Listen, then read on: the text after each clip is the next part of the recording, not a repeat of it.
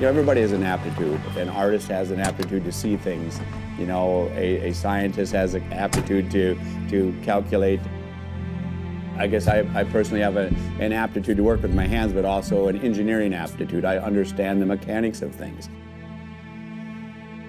But it's such an artistic trade that you have to see a component and then you build that component. There are no jigs to build it. You have to do it all visually. As a historical detective, going back and trying to understand the thought process of that era and then understand the engineering of that era. You relive that experience and you learn something that enhances your understanding of these unique horse-drawn vehicles.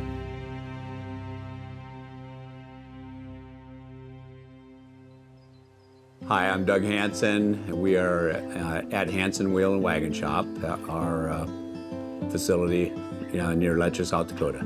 Originally, I was born on a family farm about 10 miles upriver, up the James River. So, you know, our shop's located on the bluffs of the James River, eastern South Dakota, and I've been connected to the river. My family's been connected to the river all our lives.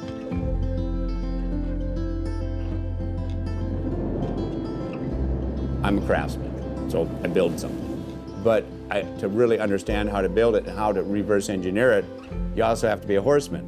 Because now you got to take the draft animal, hook it to the vehicle, go out and drive up and down the trail, and experience the tasks that this vehicle had to perform. When this all started, and my family had a buggy with a bad wagon wheel, or a buggy wheel that I took on the task of restoring. You know, it was just myself and kind of a hobby, and my hobby gets out of control. Now the work starts coming in, word gets out that, hey, there's this kid in Letcher, South Dakota that's restoring buggies. I hung my shingle out in '78. Our biggest town nearby is Mitchell, South Dakota, and it's just 7 miles east of us, downriver.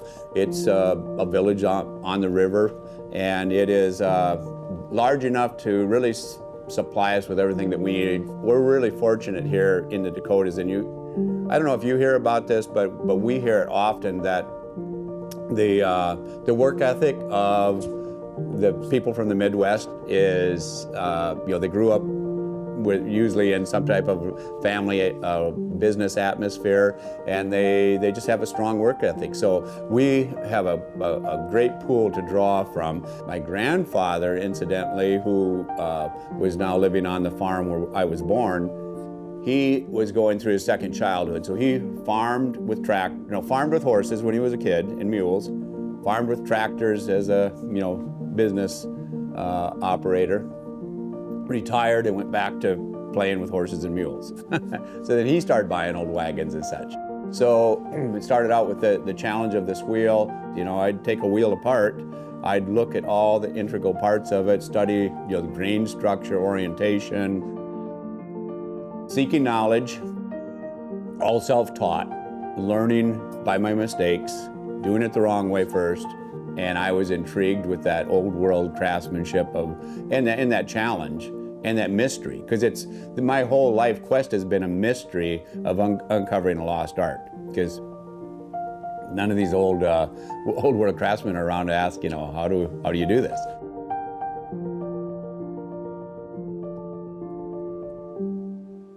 We acquired it for the sole purpose of having it for a pattern. It's definitely not roadworthy.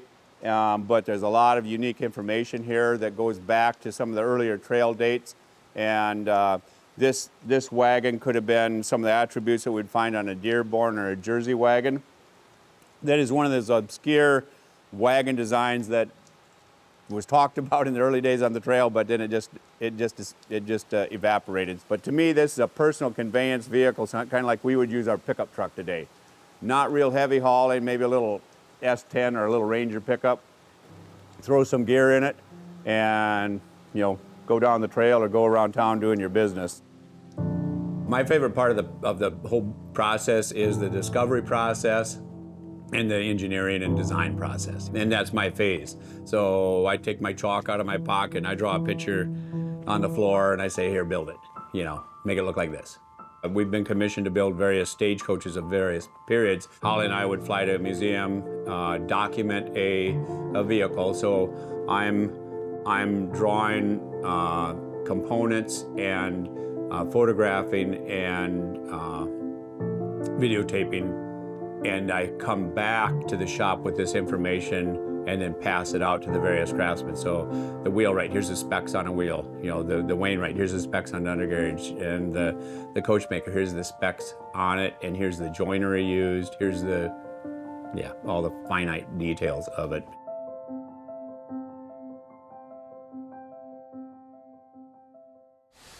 We found craftsmen who had aptitudes that we could train then in the skills of the wheelwright, the blacksmith, the coachmaker, the painter, the trimmer.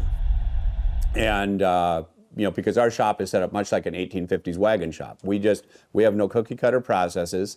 It's just passing on the work to our team of craftsmen. We all come together as a team, and in the end we roll a stagecoach out. Line it up, Tim. Dead center. So we have 12 employees, and that all the various trades that go along with wagon making. And we're drawing from our rural community. Most everybody has ag background, grew up working, you know, working as a kid on the farm or the ranch, and so they had to have a very good work ethic. We are much more like a shop of fabricators and sculptors. We sculpt stagecoaches and freight schooners, okay? Name's Jerome Evans. I'm the shop foreman here at Hanson Wheel and Wagon Shop. I've been here the longest, 27 years. I was 21 years old when I met Doug and Holly. I got to build wheels, I got to build wagons, do the blacksmithing, do the painting, started to learn some of the upholstery. Being a shop foreman, I don't get to spend as much time in the shop as I used to. You know, Doug talks to customers and, you know, finds their interests and develops their interest.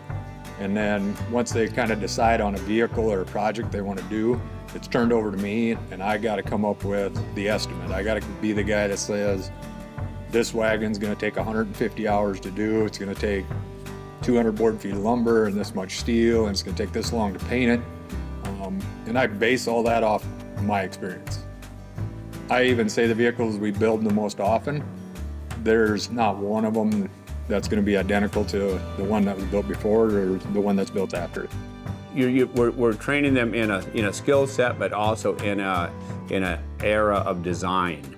And so you can't, I always say, you can't make a 57 Chevy Fender, you know, look like a, you know, 65 Camaro, you know. It just doesn't work. And it's the same thing in wagon trade. In the wagon trade, we're going through eras of design, style, and inventions. And, you know, and when we date a wagon, when we look at a wagon, we're looking at those evolutionary signs of production and design. Well, my name's Tim Hoffman.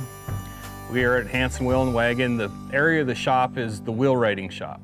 My job here is to keep the shop rolling. In a sense, it's I'm the maker, repairer of all wagon wheels on up the automotive wooden spoked wheels. So my job title here for the main part is to do that. Everything we do here isn't necessarily just build it, here's your blueprint, do it. Here's a picture. Okay, now we start researching that picture and seeing fine details. What is in the picture, and the person standing beside it, the something that he's holding, to scale what the vehicle is, what size it needs to be, how big it needs to be, what it looks like. So a lot of our work before we even touch, a saw or a board or anything to do it is research on figuring what direction do we need to go, what species of wood, or what area of the country is it going to. What our problem is some of the things that they did with the hand tools, we cannot duplicate with a power tool. So we go back to the spoke shave, the draw knife, and finish the product with that to make it look as it was built that 150 years ago, because we can't duplicate it with a power tool. So in a sense, we're still using them tools that are 150 years old. Our shop is lined with them along the walls. The ones that are hung up real high, of course, we have one someplace else in the shop most likely that's a little sharper or a little bit better condition, so we hang the other one up on the wall. The tool I just used was 200 years old to make a tenon.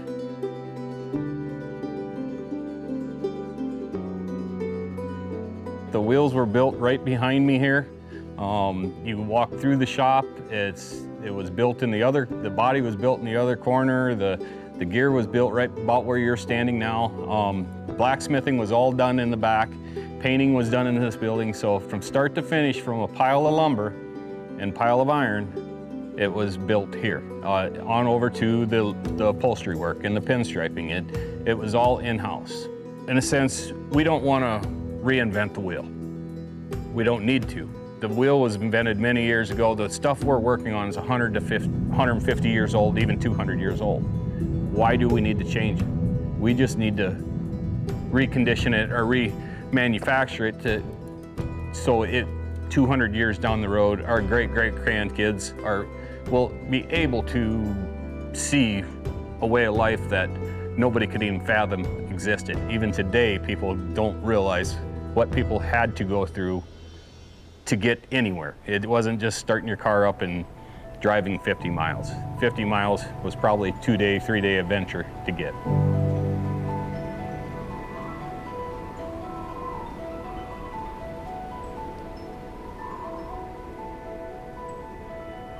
Because you have to absorb the aura of the era to be able to perform the replication and the accuracy. And that's what we're known for. We're not known for shiny wagons. We're not known for fast wagons. We're known for authentic horse-drawn vehicles.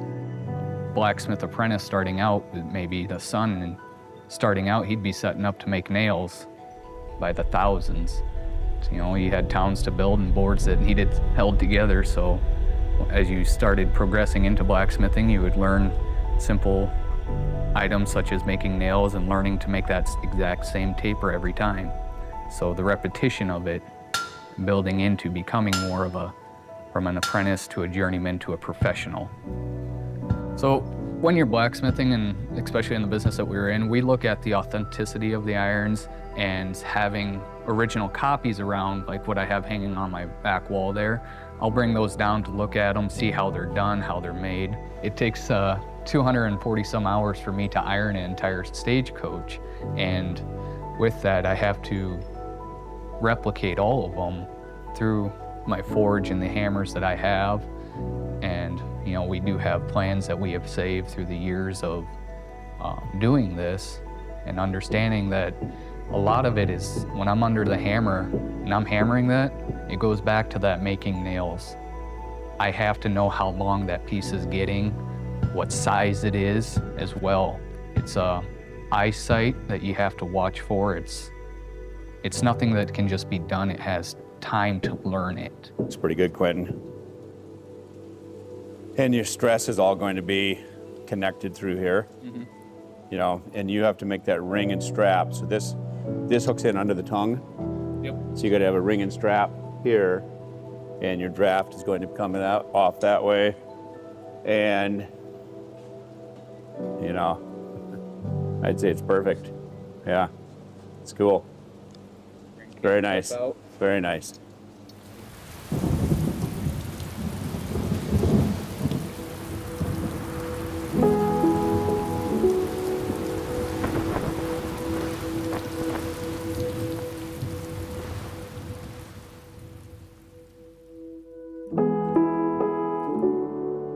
I grew up about 45 miles southwest of here on a farm. Never been anywhere else. I've always been in this area and enjoy it here. No matter what, we show up for work. This is a job where there is form to everything. You don't cut a piece of wood and stuff it in there. There's always shaping to be done to it, that sort of thing. And the upholstery is the same way. If you get buttons, you get welts, you get all different kinds of things going on within that part of it. The Concord coach takes about 1,200 hours to build from start to finish. The upholstery part, probably 300 to 350 hours of that. Morris, he does our wainwrighting and our restoration and our upholstery, because in a small business you have to wear many hats. But yes, the hand tools, as far as the Oregon Trail is concerned, they wouldn't have carried that thing. You know, it would have been a box full of these hand tools. Is all they would have had for fixing whatever harness, you know, whatever they had to fix. We're at the paint booth at Hanson Wool and Wagon Shop. My name is Andy Etzwald, and I do the painting out here, and I've been employed here for about 10 years. I've actually known Doug pretty much my whole life. His wife Holly was my babysitter. So literally since I was old enough to recognize people, I've known Doug and Holly.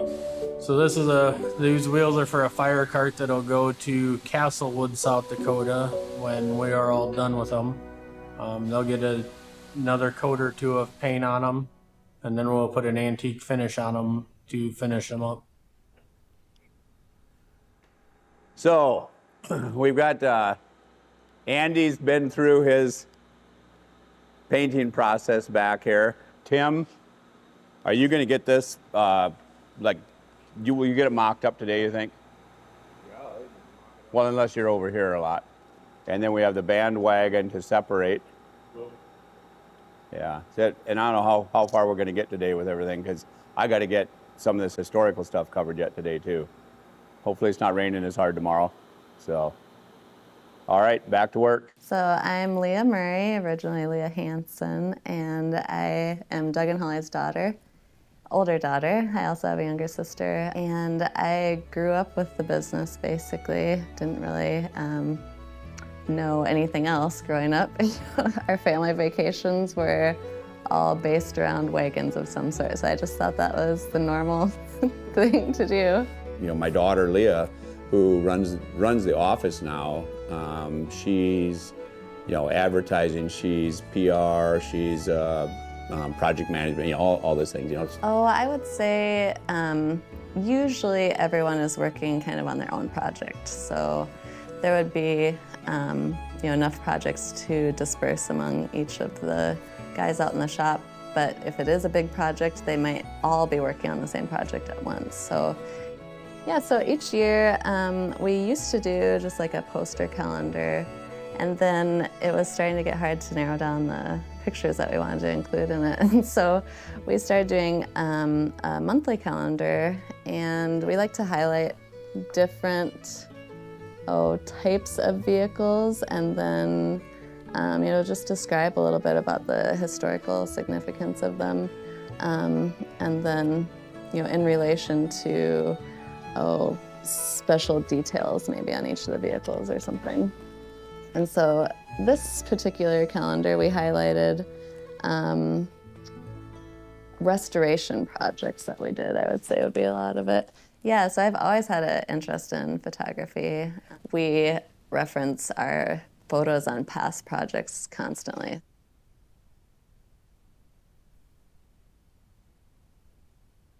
What are my favorite vehicles of the 19th century?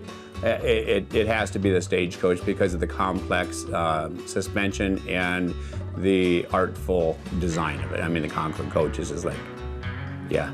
And that was because it was the perfect design in function, but also in artistry. You know, it was timeless.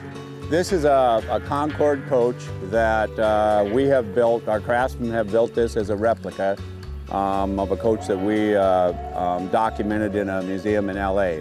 This is a Concord mail coach, 9-passenger, and that's talking about the 9 passengers that are on the interior of the coach. So we have 3 seats in here, and we have the forward and back seat, but also a center jump seat. So the tightness of position here, the passengers in the front seat and the passengers on the jump seat have to interlock their knees. The passengers have to interlock their knees to squeeze everybody in here.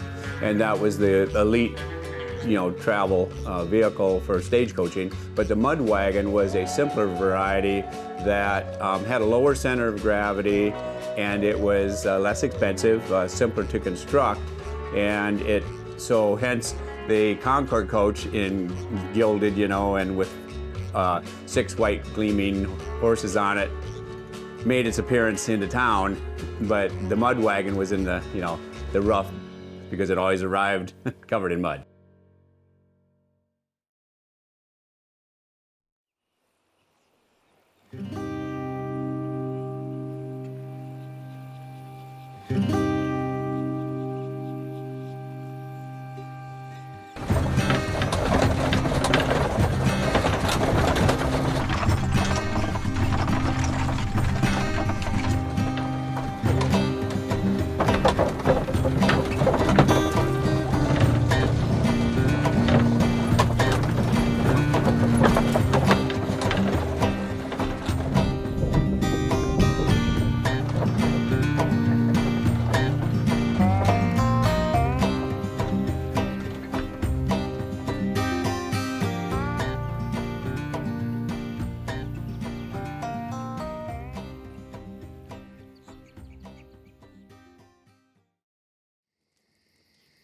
So what's interesting about a chuck wagon is that it's a mobile kitchen on wheels that's set up to prepare food and to carry the provisions for the cowboy and the subsistence for the cowboy.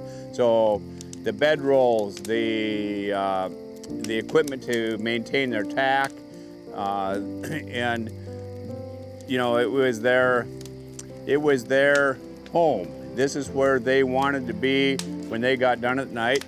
The chuck wagon had a chuck box on the back, equipped with all of the fixings to prepare a meal, from knives and sourdough and dish pans to coffee. And all this would be prepared on the back of the wagon. Above us we have a fly, so come rain, shine, snow, whatever, the cook had a workstation that he could work under and keep going.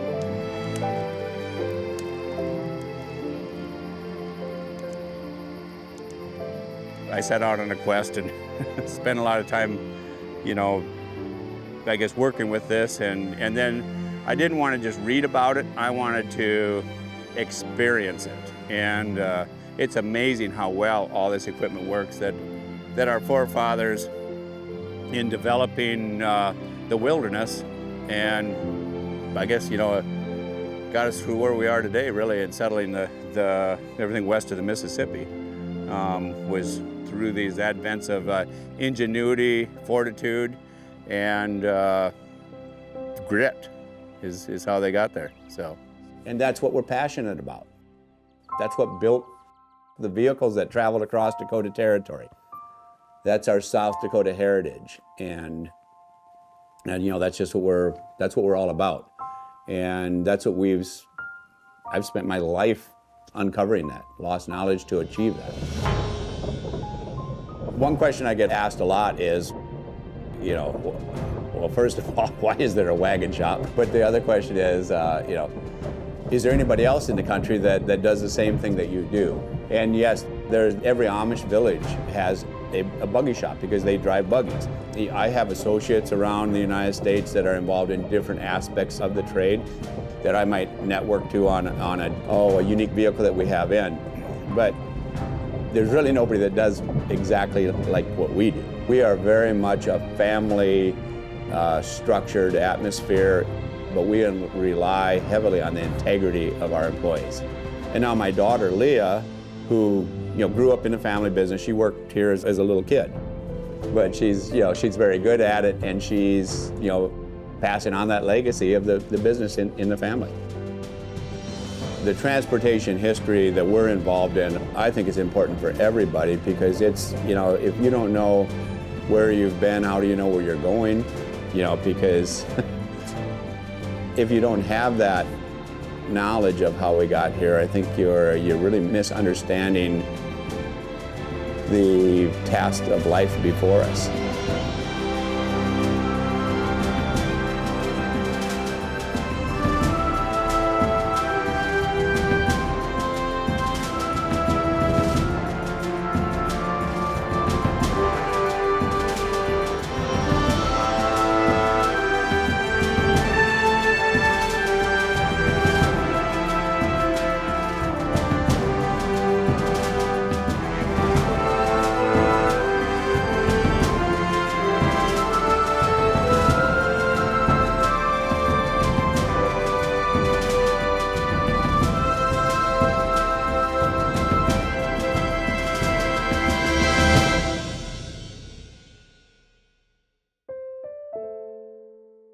This project was made possible with support from South Dakota Humanities, a nonprofit partner of the National Endowment for the Humanities.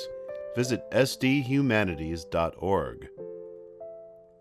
The Oregon-California Trails Association, preserving the historic immigrant trail legacy by promoting research, education, preservation, and public awareness of America's immigrant trails and their history. Visit octa-trails.org.